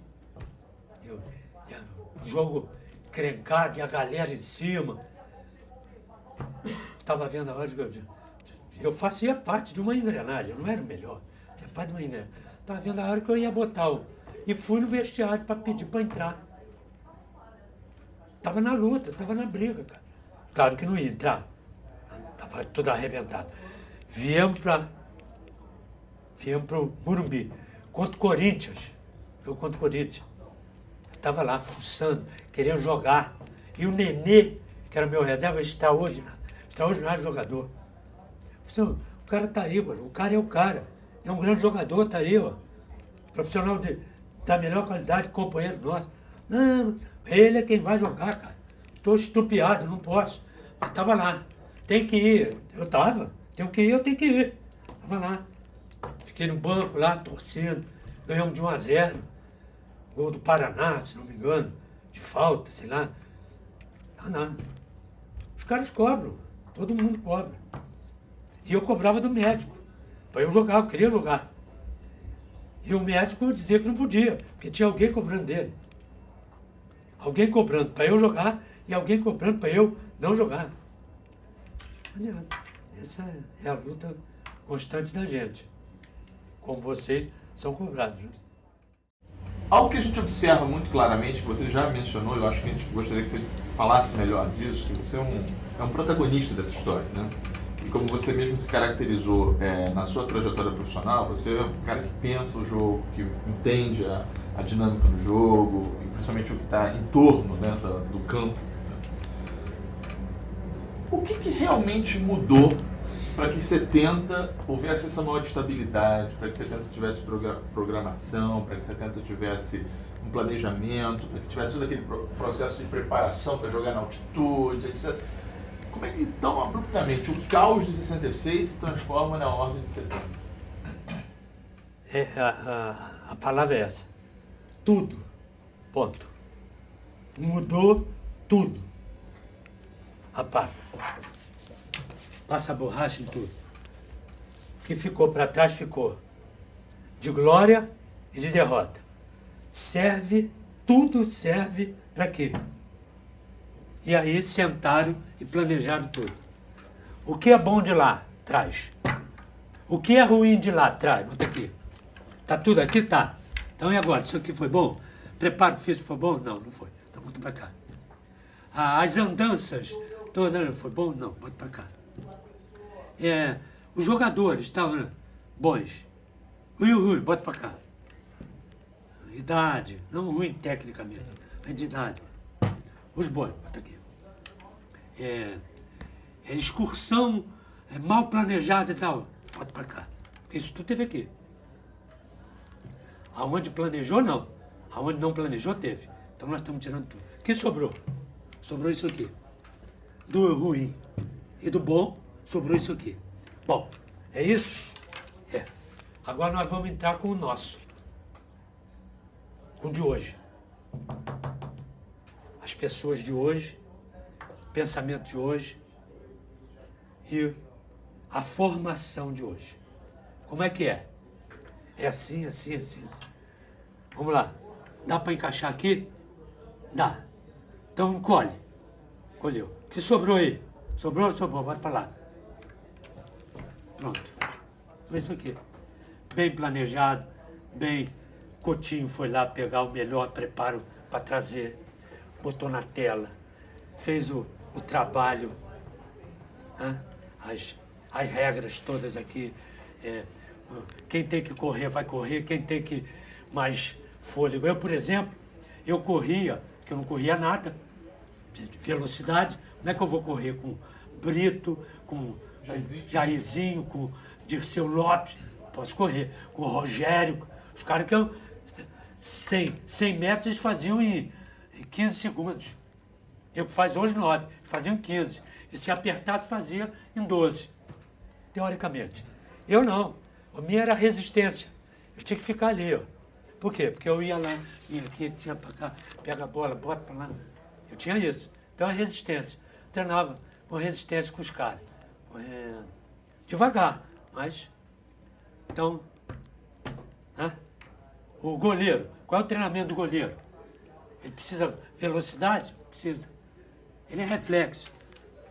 Bem fisicamente, mas reflexo. Uma série de coisas. Então foram dividindo tudo, coisa que antes não tinha. Antes era todo mundo a mesma coisa. E aí, teste de Cooper. Depois de 15 dias de treinamento, vamos fazer o teste. Corre até aqui, não sei o quê, faz não sei o quê, levanta não sei o quê. Então, teste. Então fizemos esse teste todo. Aí vamos para campo. Treino de campo é diferente. Campo é o preparo físico e tal, técnico, como é que não é. Vamos fazer assim, vamos fazer assado. Quem é de corrida vai correr com a bola. Quem é de lançar, vai lançar. Aí, treino tático. Defesa e meio do campo contra o ataque da gente. Contra defesa e ataque contra ataque e meio de campo, né, titular e o que está esperando, porque ali não tinha nem titular nem reserva. É o bel prazer do Zagallo. Zagallo é que tinha essa incumbência, tá certo? De botar esse, aquele ou aquele outro. Então treina todo mundo igual. Vamos fazer. Então, isso tudo te dava um posicionamento dentro do campo que, por exemplo, quando a gente estava no meio do campo, por exemplo, 3 jogadores. Eu sabia como me posicionar para pegar vocês 3. Por causa do meu treinamento. E da minha orientação aqui de trás. Sai mais, Gerson, sai. Aí tá bom, vamos parar aí, todo mundo aqui. Mais para a direita, Gerson, mais para a esquerda. Entendeu? Estou aqui. Até chegar ajuda, se tivesse que acontecer isso. Fulano, estou saindo. Alguém vai entrar aqui. Que alguém? Está pré-determinado. Entra você. Bom, e quem ocupa o lugar dele? É ele. E quem ocupa o dele? Você vê na Copa do Mundo, tem jogada que o Pelé vem correndo atrás de um cara, atrás do Everaldo. Lá. Tem nada a ver uma coisa com outra. Lá. Por quê? Está dentro do contexto. Estava ensaiado isso. Está tudo montado aqui, ó. Tudo montado. Então, sai um lateral, sai quem cobre?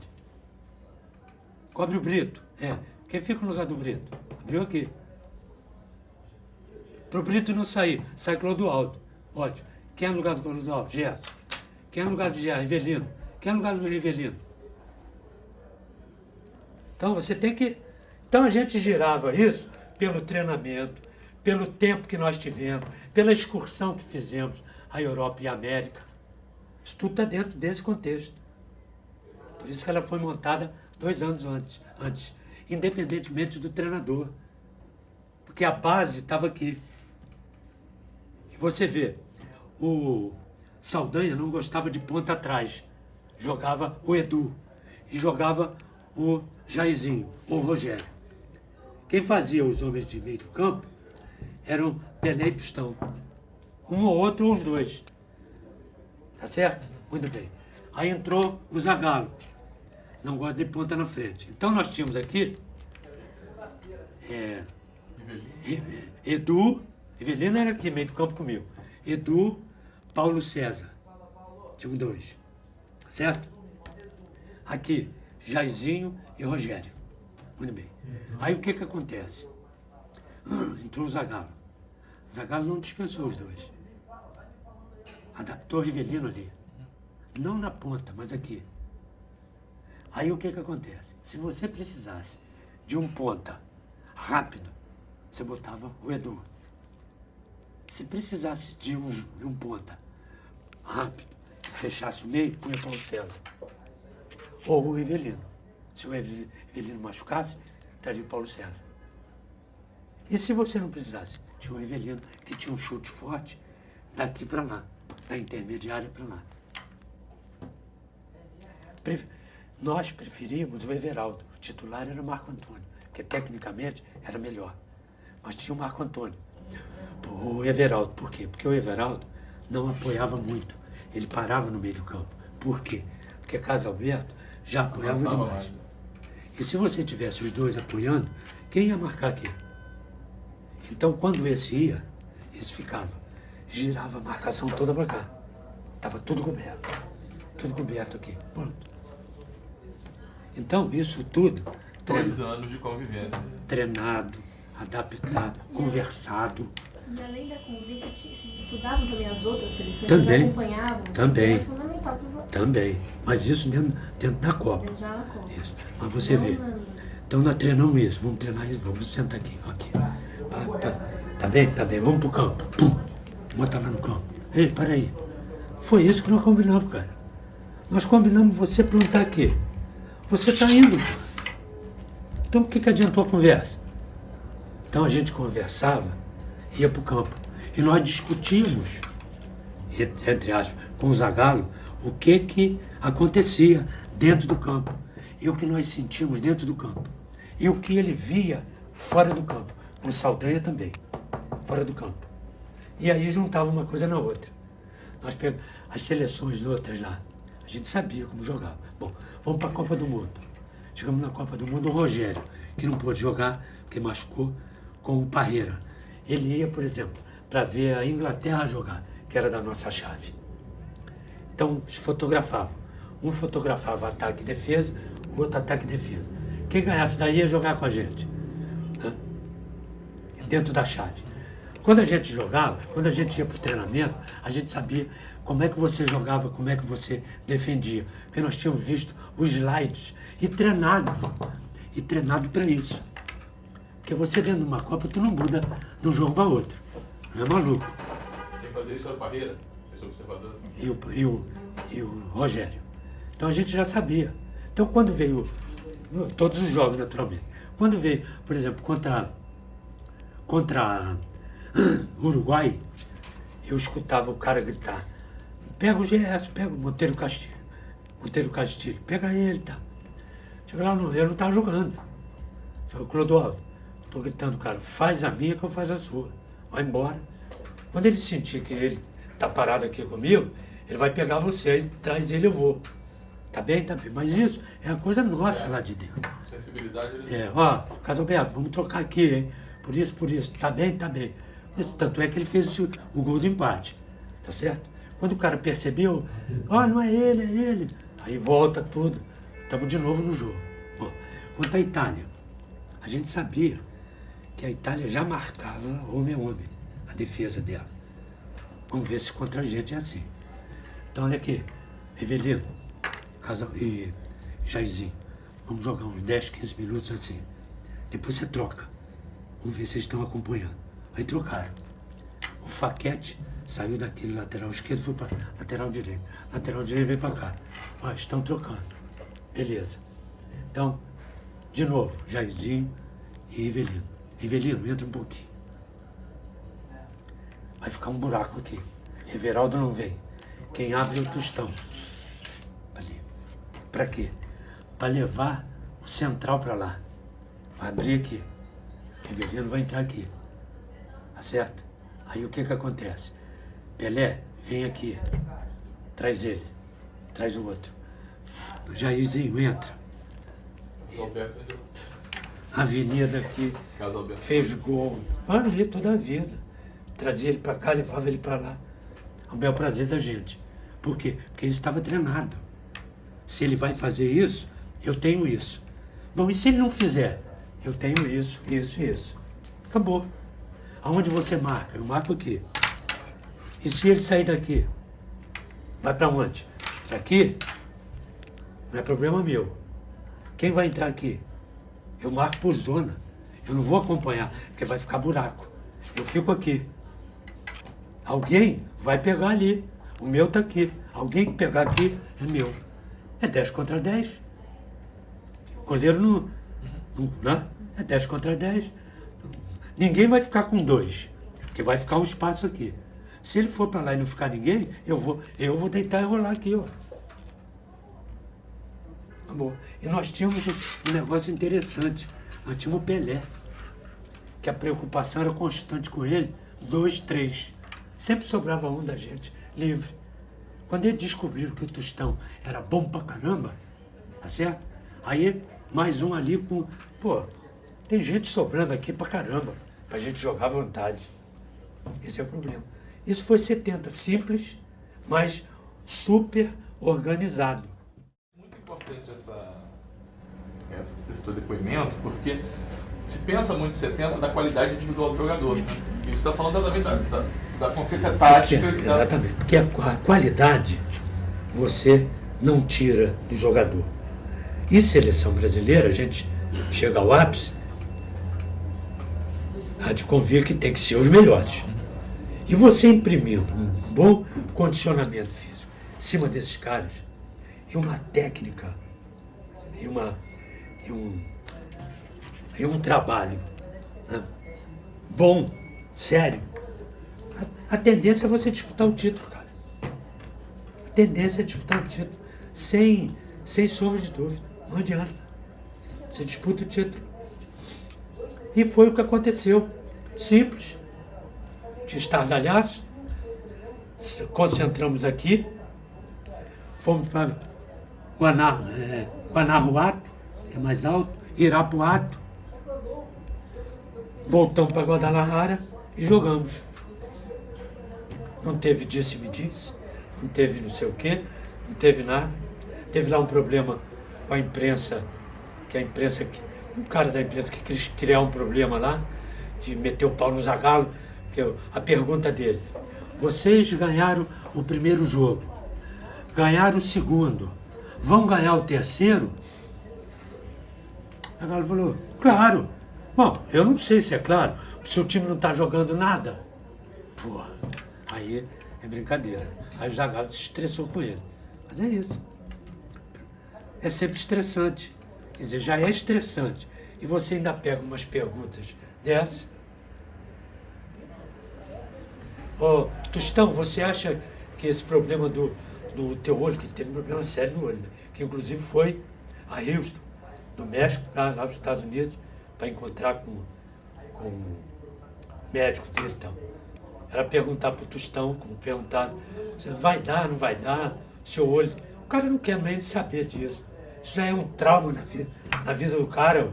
Ele está traumatizado porque ele não sabe se ele vai jogar, se não vai, se aquilo vai explodir lá dentro do campo. Porra! Posteriormente é visível, né? No jogo com o Peru, ele bota a mão, né? Quando faz o gol, ele bota. Ele deu uma cabeçada lá não, o cara deu uma cotovelada nele, qualquer problema. Você vê, ele tá ligado naquilo. O subconsciente dele tá ligado ali. Aí tu vai, pum, pergunta para arrebentar ele. Pô, tem sempre o cara para fazer isso. Tem sempre aquele que não gosta, que torce contra. Tem uma série de coisas aí, ó. A mudança do Saldanha pro Zagallo não abalou o grupo? Não abalou porque o Saldanha era uma pessoa da melhor qualidade. Gente amigo, gente da melhor qualidade, centro direito, correto, honesto pra caramba, olho no olho também. É isso, não é. Ele teve uma fase que ele tinha que falar isso, falar o que ele falou, trombar todo mundo. E o problema dele era também político, né? Porque os caras corriam atrás dele. Várias coisas do passado aí que a gente não interessava, pra gente não interessava aquilo. Interessava a amizade que ele tinha por nós e nós por ele. Aí, ele já tarimbado, porque ele já tinha sido treinador do Botafogo, profissional, treinador da praia, time de praia. Ele era vivido, ele era escolado, né? E inteligente pra caramba, poliglota, né? Bom, Ivan, tudo isso. E outra coisa, magro pra caramba, mas valente toda a vida. Enfrentava qualquer coisa, sem susto, sem assombração. Então eu acho que ele teve um momento dele, a seleção teve um momento muito bom nas eliminatórias, saímos invictos nas eliminatórias. Teve até uma passagem interessante lá no Paraguai, só maior confusão lá na rua, de noite, de madrugada, os caras buzinando. Ele partiu pra briga com os caras na rua e nós saímos atrás dele. Confusão, chamar a polícia e tal. Dia seguinte no campo lotado. Aquele defensor deu charco. É charco, porque lá do lado esquerdo, lá no fundo, era um charco mesmo. Você atolava, você atolava o pé lá, né? E era verdade. Bom, aí aqui, chegamos no campo, gritaria, foguete. Aí diz ele assim, ó, é melhor a gente botar uma roupinha simples, dizer, mais simples, e entrar em campo, para ele jogar todo garrafa de xixi em cima da gente, porque vai ter, né? É melhor agora do que com o uniforme bonito. Vamos lá, cara. Aí saímos, cara. Jogaram tudo em cima da gente, dentro do campo. Aí voltamos. Quando nós entramos bonitinho, não tinha mais nada para jogar. Jogar mais o quê? Porque eles pensaram que nós íamos entrar, né, naquele momento. Entramos e tal. Vamos lá, metemos 3 neles, tranquilamente. E não metemos mais aqui, porque eles ficaram 32 dentro do gol. Aí metemos 1-0 só aqui neles. Mas ficaram lá, encurralados lá dentro do gol. E nós só jogando. E lá, desse jogo, o Edu arrebentou com o jogo. Matou a pau o jogo. Fez tudo que tinha que fazer e o que não tinha, ele fez. O Saldanha teve um problema com o Pelé, né? Não teve. Aquilo ali foi uma válvula de escape dele. Porque a gente sabia porque que ele estava saindo. Ele disse pra gente, ó, estão me chamando lá na CBF, pra eu, CBD, né? CBD. Pra eu sair. Já sei que é pra eu sair, porque eu não vou dar explicação pra esse cara de nada, tá certo? Muito obrigado por tudo que vocês fizeram. Precisar de mim, eu tô aqui. Vou estar lá torcendo e quem falar mal, eu tô com vocês. E foi embora. Eu já sabia que ia sair. Pelo envolvimento todo, o que ele disse, né? O cara perguntou para ele, ó, o presidente, isso é verdade, o presidente quer que o Dario, que você põe o Dario. Ele falou, tudo bem, esse é problema. E o Dario tinha que estar ali, porque o Dario era um grande jogador. Era um grande jogador. E goleador por onde passou. Muito bem. Tinha que estar ali. Agora, se jogando ou não, aí não era problema nosso, era problema do treinador. Ele falou, tudo bem, desde que ele deixe eu escalar os ministros dele. Isso já foi uma paulada lá. Já outra paulada aqui, que ele virava e mexia, ele esquentava o governo, né? E estava naquela situação toda. Aí foi embora. Foi embora aí, entrou o Zagallo, que era outro tipo, conhecedor, porque jogou, né? E talento, inteligente pra caramba,